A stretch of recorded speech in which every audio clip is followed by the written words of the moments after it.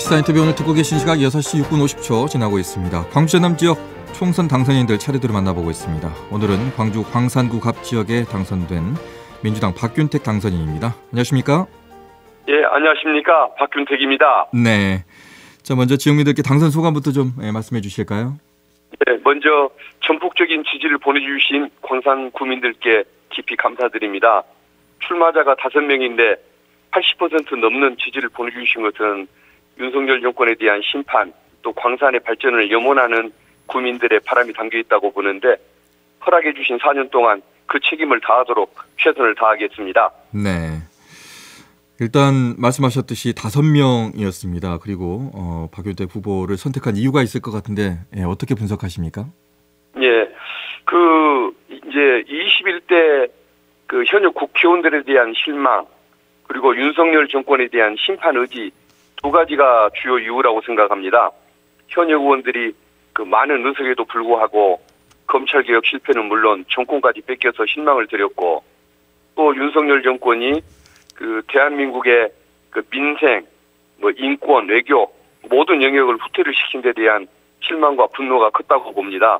그래서 이제 광산 유권자들께서 제가 평소 검찰개혁을 꾸준히 주장하고 또 윤석열 정권과의 싸움에서 민주당을 위해서 이제 역할을 해온 그런 점들을 좀 좋게 긍정적으로 평가해 주셔서 선택해 주신 것이라고 생각을 합니다. 네. 고등검찰청장까지 지내신 거잖아요. 예, 그렇습니다. 예. 정치인의 길을 걷고자 하는 데는 어떤 이유가 있으셨을 것 같습니다. 예.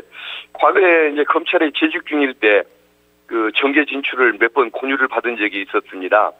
그런데 이제 제가 평소 좀 정치적 성향과 거리가 있다고 생각을 했고, 또 서로 자기가 나서겠다고 주장들을 하는데 네. 저까지 나서야 할 필요성이 없는 것 같아서 거절을 했었습니다. 그런데 이제 윤석열 검사가 대통령의 당선되는 모습을 보면서 실속 없이 명예욕만 가득 찬 검찰주의자들, 그들이 나라를 망쳐놓을 것이라는 걱정, 그것 때문에 그들을 좀 잘하는 제가 나서서 좀 힘을 보태는 것이 옳지 않을까라는 생각이 들었고, 네. 그래서 정치 참여를 결심하게 됐습니다. 네. 그리고 이제 또 저의 고향인 광산이 핵무군 개발 과제가 많은데 거의 해결되지 않고 있는 모습이 마음이 아팠고, 이 또한 정치를 결심하게 만드는 동기 중에 하나가 되었습니다. 네.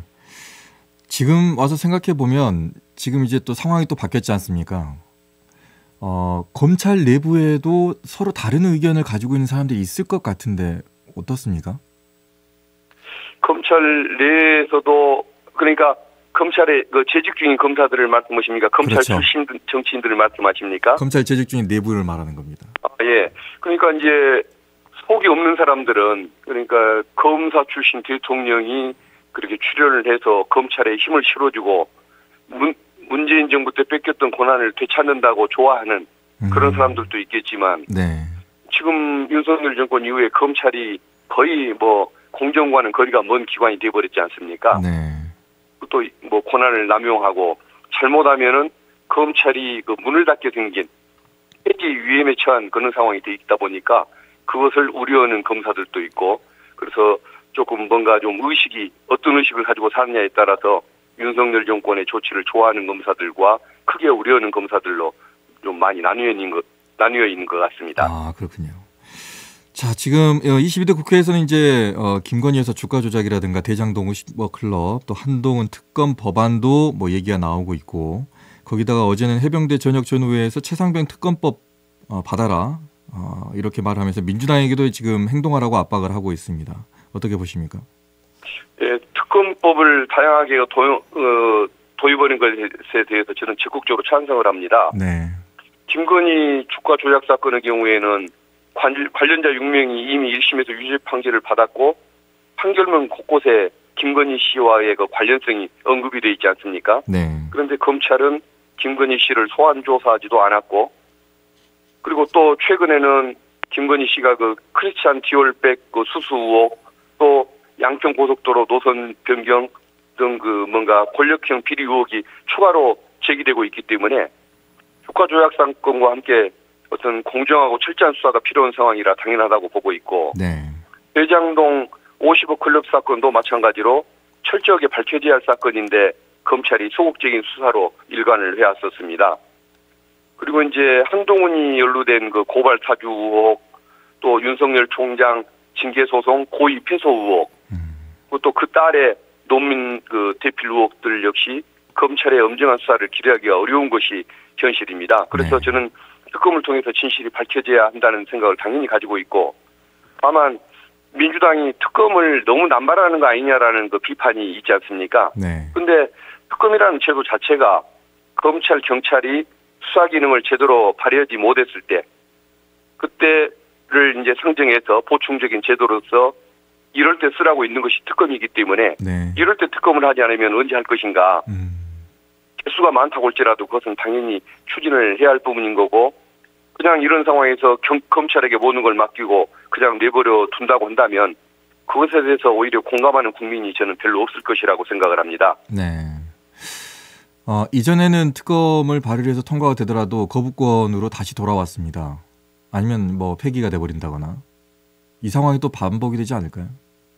예, 아마 그럴 위험이 분명히 있겠죠. 그래서 저도 200석을 민주 진영에서 200석의 의석을 차지하기를 그냥 밤새면서 네. 선거날 그렇게 기다렸던 그런 안타까움이 있는데, 근데 이제 상황이 조금 바뀐 것은 국민의힘 의원들도 뭔가 위기의식을 많이 느끼면서 네. 윤석열 대통령이 똑바로 하도록 그렇게 뭔가 목소리를 내는 분들이 생기고 있지 않습니까? 네. 그래서 민주당이 좀 더 그 국민의 공감을 얻기 위해서 일을 좀 더 잘하고 대국민 설득에 나서고, 그게 여론이 돼서 그 국힘 내에서 8명 정도의 인원만을 이쪽으로 끌어올 수 있는 상황이 된다고 한다면 윤석열 대통령이 거부권 행사를 함부로 못 한다든가, 또 거부권을 행사하더라도 다시 통과시킬 수 있는 여건이 잘하면 될 수 있으리라고 봅니다. 그래서 우리 민주당이 어떤 그 국민의 그 공감을 얻고 그게 국힘에게까지 그 압박이 되는 이런 상황을 잘 만들어내는 것,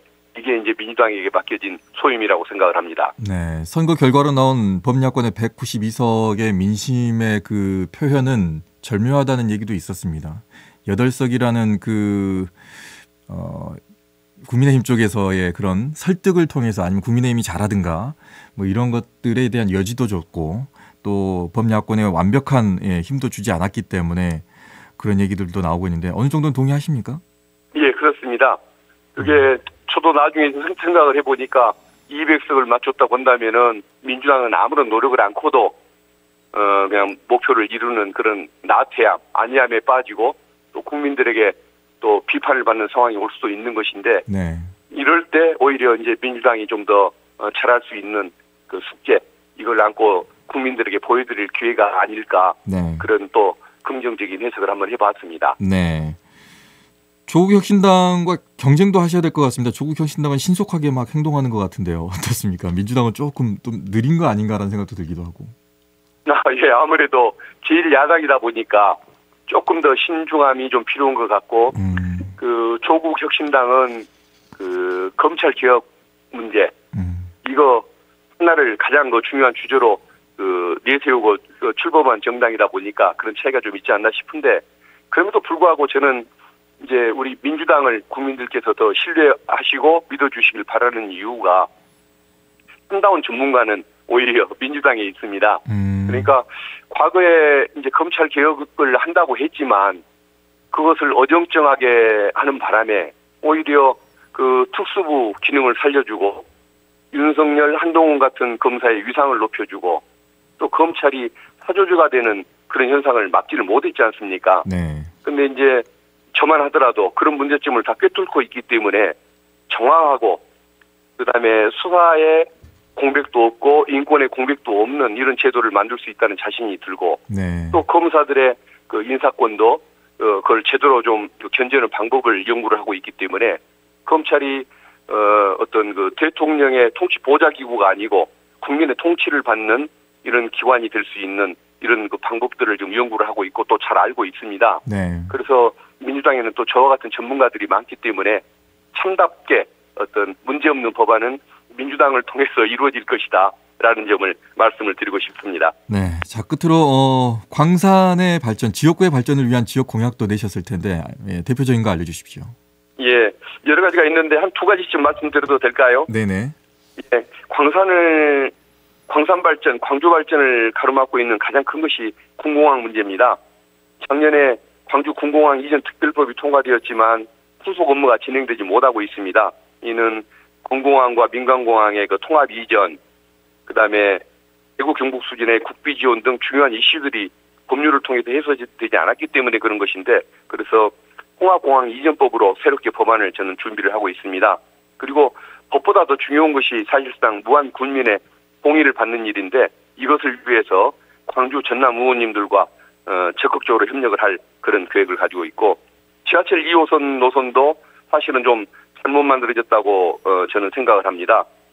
도시철도 2호선이 꼭 지났어야 할 곳은 광산 남부 지역인데 여기가 이제 제외가 되어 있습니다. 그래서 광주의 관문인 송정역, 또 호남대, 광주여대, 우산동, 올곡동, 하남산당과 수안역을 잇는 그 지하철 2호선 4단계 구간 신설을 추진할 예정인데, 이 부분들도 국민들에게 주민들께 구체적으로 설명을 드리고 적극적으로 추진을 해나갈 그런 계획을 가지고 있습니다. 예, 알겠습니다. 예, 변화를 기대를 하도록 하겠습니다. 말씀 고맙습니다. 예, 감사합니다. 네, 지금까지 광주 광산구 갑지역 민주당 박균택 당선인과 얘기 나눴습니다. 언제 어디서나 내 손 안의 뉴스. 광주 MBC 뉴스 유튜브 구독으로 함께하세요.